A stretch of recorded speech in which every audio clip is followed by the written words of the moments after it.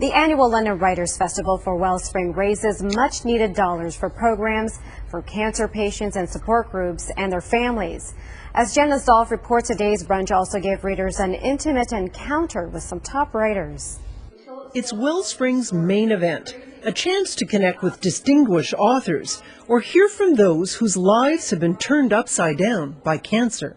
You are so totally disoriented, trying desperately to come up for air. The members that come into Wellspring all have their own stories about their cancer journeys, and those stories are really important. We can all relate to them on certain levels. So what we tried to do is tie in the whole story aspect. I'm constantly thinking, how do you grab people?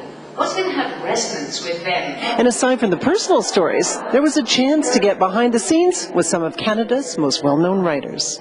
Robert, what has inspired you? Fear. Fear and wonder. Robert Wursema is one of 6 writers who were willing to share their motivation for connecting to readers.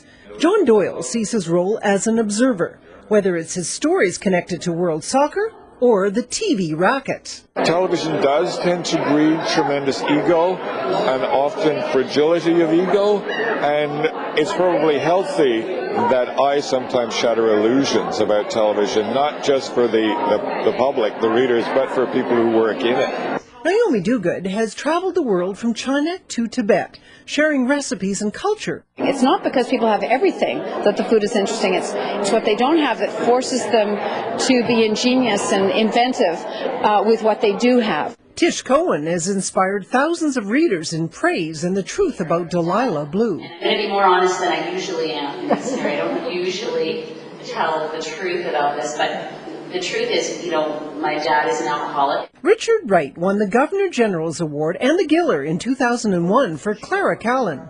What if? What if?